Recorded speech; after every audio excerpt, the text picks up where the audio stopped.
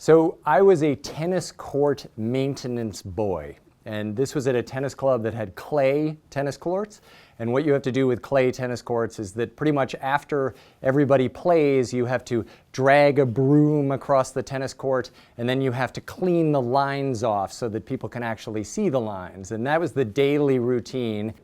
I believe that they paid me $3.15 an hour, which was, when I started, when I was 11, I think minimum wage in the United States. And that seemed like more money than it would now, but it still probably wasn't that much money. But fortunately for an 11 or 12-year-old, it added up to $100 a week, something like that. And after a summer of that, I had amassed a nice little pot of money. So it was very nice to have. So I actually have no idea what I spent that first money on.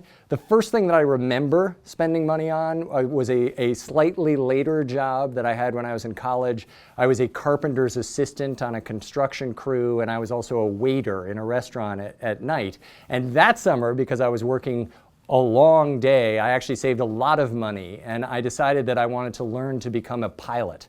So the next semester in college, took flying lessons and got my flying license, which was an exciting and sort of challenging thing for me because I tend to get air sick. So it was a tough process, but something I was very excited about, and I eventually didn't get air sick anymore, so that was fun. And one of the most salient experiences that I had was another job that on the second day of the job I got fired.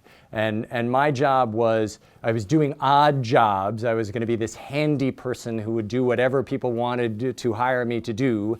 And the first thing that I was hired to do was not the glamorous helping job that I was expecting, but somebody asked me to weed a particular area of their shrubbery. And I weeded for a couple of hours, but it was a beautiful summer day, and I ultimately decided at about 11 o'clock in the morning that I had pulled enough weeds for that day and that it would be much nicer to go to the beach. So I went to the beach, and then I came back the next morning at 8 o'clock and showed up and started pulling weeds, and then the homeowner who had hired me came out and said, you can just pack up your things and leave, because I hired someone who's actually here to work and get the job done. And I think that that was my first very strong lesson in ultimately when you are working for the customer. You have to create value for the customer. And what we do now at Business Insider, it is all about creating value for our readers and our viewers, creating value for our clients. That is a very important lesson to learn, and